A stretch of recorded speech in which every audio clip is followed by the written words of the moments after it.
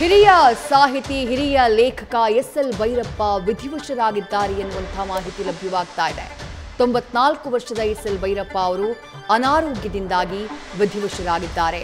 ಪರ್ವ, ಆವರಣ, ಗೃಹಭಂಗ, ನಾಯಿ ನೆರಳು, ವಂಶವೃಕ್ಷ ಹೀಗೆ 10 ಜನ ಮೆಚ್ಚಿದಂತಹ ಕೃತಿಗಳನ್ನ ಕೊಟ್ಟಂತಹ ಸಾಹಿತಿ ಎಸ್.ಎಲ್. ಭೈರಪ್ಪ ಅವರ ನಿಧನದ ಸುದ್ದಿ ಸದ್ಯ ಲಭ್ಯವಾಗ್ತಾ ಇದೆ. 94 ವರ್ಷ ವಯಸ್ಸಾಗಿತ್ತು ಎಸ್.ಎಲ್. ಭೈರಪ್ಪ ಅವರಿಗೆ. ಖ್ಯಾತ ಸಾಹಿತಿ ಎಸ್.ಎಲ್. ಭೈರಪ್ಪ ಅವರು ವಿಧಿವಶರಾಗಿರುವಂತಹ ಮಾಹಿತಿ ಲಭ್ಯವಾಗ್ತಾ ಇದೆ. ಎಸ್.ಎಲ್. ಭೈರಪ್ಪ ಅವರಿಗೆ 94 ವರ್ಷ ವಯಸ್ಸಾಗಿತ್ತು. ಸಾಕಷ್ಟು ಜನ ಮೆಚ್ಚುಗೆ ಗಳಿಸಿದಂತಹ ಕೃತಿಗಳನ್ನು ಅವರು ರಚನೆ ಮಾಡಿದ್ರು. ಪರ್ವ, ಆವರಣ, ವಂಶವೃಕ್ಷ, ಗೃಹಭಂಗ, ಅದರಲ್ಲಿ ಹಲವು ಅವರ ಕೃತಿಗಳು ಸಿನಿಮಾಗಳು ಕೂಡ ಆಗಿದ್ವು. ಕನ್ನಡ ಸಾರಸ್ವತ ಲೋಕದ ಹಿರಿತಲೆಗಳಲ್ಲಿ ಒಬ್ಬರಾಗಿದ್ರು ಎಸ್.ಎಲ್. ಭೈರಪ್ಪ ಅವರು. ತಮ್ಮ ನೇರವಾದಂಥ ಮಾತು, ನೇರವಾದಂಥ ನಿಷ್ಠುರ ಬರವಣಿಗೆಯಿಂದಲೇ ಹೆಸರಾಗಿದ್ದವರು ಎಸ್.ಎಲ್. ಭೈರಪ್ಪ. ಆದರೆ ಈಗ ಅನಾರೋಗ್ಯದ ಕಾರಣದಿಂದಾಗಿ ವಿಧಿವಶರಾಗಿದ್ದಾರೆ ಅನ್ನುವಂಥ ಮಾಹಿತಿ ಲಭ್ಯವಾಗ್ತಾ ಇದೆ. ಆಧುನಿಕ ಕನ್ನಡ ಸಾಹಿತ್ಯದ ಕಾದಂಬರಿಕಾರರು ಹಾಗೆ ಲೇಖಕರು ಎಸ್.ಎಲ್. ಭೈರಪ್ಪ ಅವರು. ಸಂತೇಶ್ವರ ಲಿಂಗಣ್ಣಯ್ಯ ಭೈರಪ್ಪ, ಇದು ಎಸ್.ಎಲ್. ಭೈರಪ್ಪ ಅವರ ಪೂರ್ಣ ಹೆಸರು.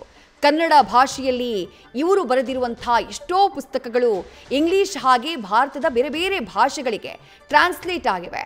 ಸಾಹಿತ್ಯ ವಲಯದಲ್ಲಿ, ಭಾರತೀಯ ಸಾಹಿತ್ಯ ವಲಯದಲ್ಲಿ ಎಸ್.ಎಲ್. ಭೈರಪ್ಪ ಅವರದ್ದು ದೊಡ್ಡ ಹೆಸರು ಅಂತ ಹೇಳಿದರೆ ಬಹುಶಃ ತಪ್ಪಾಗ್ಲಿಕ್ಕಿಲ್ಲ.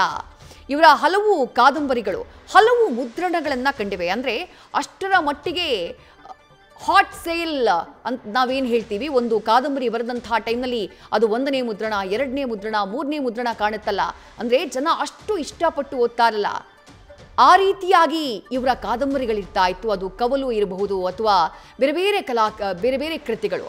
ಮತ್ತಷ್ಟು ಮಾಹಿತಿಯನ್ನು ನಮ್ಮ ಪ್ರತಿನಿಧಿ ರವಿ ಪಾಂಡೂಪುರ ನೀಡ್ತಾ ಹೋಗ್ತಾರೆ. ರವಿ, ಸಾಹಿತ್ಯ ಲೋಕದ ಹಿರಿಯ ಕೊಂಡಿ ಎಸ್.ಎಲ್. ಭೈರಪ್ಪ ಅವರು ಇನ್ನಿಲ್ಲ ಅನ್ನುವಂಥ ಸುದ್ದಿ ಸದ್ಯ ಲಭ್ಯವಾಗ್ತಾ ಇರೋದು. ಏನ್ ಮಾಹಿತಿ ಸಿಗ್ತಾ ಇದೆ, ಏನಾಗಿತ್ತು ಅವರಿಗೆ? ವಿಜಯಶ್ರೀ, ಈಗಷ್ಟೇ ಬರ್ತಿರುವಂತಹ ಮಾಹಿತಿಯ ಪ್ರಕಾರ ಹಿರಿಯ ಸಾಹಿತಿ ಎಸ್.ಎಲ್. ಭೈರಪ್ಪ ಅವರು ನಿಧನರಾಗಿದ್ದಾರೆ ಅನ್ನೋ ಆಘಾತಕಾರಿ ಸುದ್ದಿ ಈಗ ಹೊರಬೀಳ್ತಿದೆ. ಬೆಂಗಳೂರಿನ ಖಾಸಗಿ ಆಸ್ಪತ್ರೆಯಲ್ಲಿ ಅವರು ಚಿಕಿತ್ಸೆಯನ್ನ ಪಡಿತಿದ್ರು. ಚಿಕಿತ್ಸೆ ಫಲಕಾರಿ ಅನ್ನೋ ಮಾಹಿತಿಗಳು ಸದ್ಯಕ್ಕೆ ಈಗ ಸಿಗ್ತಾ ಇರೋದು. ಕಳೆದ ಹಲವು ದಿನಗಳಿಂದ ಅವರು ಬೆಂಗಳೂರಿನಲ್ಲಿ ವಾಸವಾಗಿದ್ರು. ಹಿರಿಯ ಪತ್ರಕರ್ತರೊಬ್ಬರ ನಿವಾಸದಲ್ಲಿ ಅವರು ವಾಸವಿದ್ರು ಅನ್ನೋ ಮಾತುಗಳು ಕೂಡ ಕೇಳಿ ಬರ್ತಿದೆ. ಸದ್ಯ ಅವರ ಮೃತದೇಹ ಈಗ ಬೆಂಗಳೂರಿನಲ್ಲಿ ಇರುವ ಕಾರಣಕ್ಕಾಗಿ ಮೈಸೂರಿಗೆ ಅವ್ರನ್ನ ಕರೆತರಬೇಕಾಗುತ್ತೆ. ಅಲ್ಲಿಂದ ಮೈಸೂರಿನಲ್ಲಿ ಅವರ ಅಂತಿಮ ದರ್ಶನಕ್ಕೆ ಎಲ್ಲ ವ್ಯವಸ್ಥೆಯನ್ನು ಕೂಡ ಮಾಡಲಾಗುತ್ತೆ. ಪ್ರಮುಖವಾಗಿ ಎಸ್.ಎಲ್. ಭೈರಪ್ಪ ಅಂತ ಅಂದ್ರೆ ಸಾಕು, ಕನ್ನಡ ಸಾಹಿತ್ಯ ಲೋಕದಲ್ಲೇ ಅವರ ಹೆಸರು ಅಜರಾಮರ. ಅಷ್ಟು ದೊಡ್ಡ ಮಟ್ಟಿಗೆ ಅವರು ಹೆಸರನ್ನ ಮಾಡಿದ್ದಾರೆ. ಪ್ರಮುಖವಾಗಿ 10 ಹಲವು ಕೃತಿಗಳನ್ನ ಅವರು ರಚಿಸಿದ್ದಾರೆ. ಅಂತಹ ಮಹಾನ್ ಚೇತನ ಈಗಷ್ಟೇ ಅಗಲಿದ್ದಾರೆ ಅನ್ನೋ ಆಘಾತ ಸುದ್ದಿ ಕೇಳಿ ಅವರ ಅಭಿಮಾನಿಗಳು ಕೂಡ ದಿಗ್ಭ್ರಾಂತರಾಗಿದ್ದಾರೆ. ಸುಮಾರು ಹಲವು ಕೃತಿಗಳನ್ನ ರಚಿಸಿರುವಂತಹ ಎಸ್.ಎಲ್. ಭೈರಪ್ಪ ಅವರು ಅಚ್ಚು, ಅನ್ವೇಷಣೆ, ಆವರಣ, ಉತ್ತರಾಖಂಡ, ಕವಲು, ಗೃಹಭಂಗ, ಗ್ರಹಣ, ಜಲಪಾತ, ತಂತು, ತಬ್ಬಲಿಯ ನೀನಾದೆ ಮಗನೇ, ಹೀಗೆ ಹಲವು ಕೃತಿಗಳನ್ನ ಅವರು ರಚಿಸಿದ್ರು. ಅವರ ಕೃತಿಗಳಲ್ಲೇ ಅತಿ ಹೆಚ್ಚು ಸದ್ದು ಮಾಡಿದ್ದು ಅಂದ್ರೆ ಅದು ಪರ್ವ. ಇತ್ತೀಚೆಗೆ ಪರ್ವವನ್ನ ನಾಟಕವನ್ನು ಕೂಡ ರೂಪದಲ್ಲಿ ಅವರು ಪ್ರಚುರಪಡಿಸುವಂತ ಕೆಲಸಕ್ಕೆ ಮುಂದಾಗಿದ್ರು. ಇನ್ನು ನಾಯಿ ನೆರಳು ಕೃತಿ ಅತಿ ಹೆಚ್ಚು ಸದ್ದನ್ನು ಮಾಡಿತು. ಇದಲ್ಲದೆ ಮತದಾನ ಅನ್ನೋ ಕಾದಂಬರಿ ಜೊತೆಗೆ ವಂಶವೃಕ್ಷ ಕಾದಂಬರಿ ಅವರ ಒಂದು ಬರವಣಿಗೆ ಸಾಕ್ಷಿಯಾಗಿತ್ತು. ಇನ್ನು ಸಾಕ್ಷಿ ಮತ್ತು ಸಾರ್ಥ ಎಂಬ ಕೃತಿಗಳು ಕೂಡ ಅವರಿಗೆ ಅತಿ ಹೆಚ್ಚು ಹೆಸರನ್ನು ತಂದುಕೊಟ್ಟಿದ್ವು.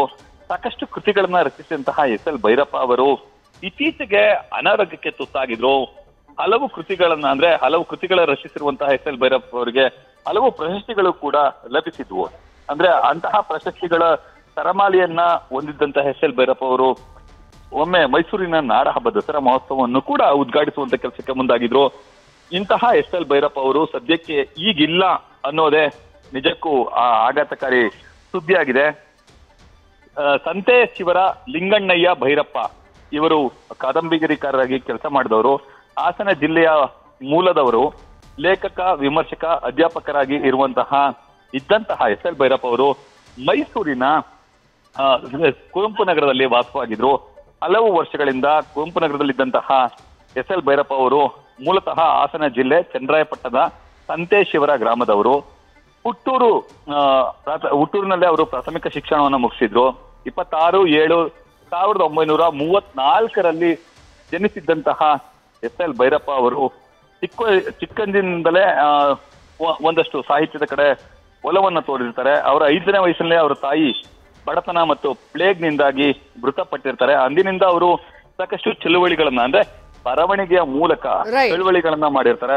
ಮೈಸೂರಿನಲ್ಲಿ ಅವರು ಪ್ರೌಢ ಶಿಕ್ಷಣ ಮತ್ತು ಕಾಲೇಜು ಶಿಕ್ಷಣವನ್ನು ಓದಿ ಬರೋಡದ ಮಹಾರಾಜ ಸಯ್ಯಾಜಿರಾವ್ ವಿಶ್ವವಿದ್ಯಾಲಯದಲ್ಲಿ ಸತ್ಯ ಮತ್ತು ಸೌಂದರ್ಯ ಎಂಬ ಇಂಗ್ಲಿಷ್ ನಲ್ಲಿ ಡಾಕ್ಟರೇಟ್ ಪದವಿಯನ್ನು ಕೂಡ ಪಡೆದಿರ್ತಾರೆ. ಸದ್ಯ ಅವರು ಮೃತಪಟ್ಟಿರೋದು ನಿಜಕ್ಕೂ ಆಘಾತಕಾರಿಯಾಗಿದ್ದು ಅವರ ಅಭಿಮಾನಿಗಳಲ್ಲಿ ಈಗ ತುಂಬಲಾರದ ನಷ್ಟ ಉಂಟಾಗಿದೆ. ವಿದ್ಯಾಶ್ರೀ. ರೈಟ್ ರವಿ.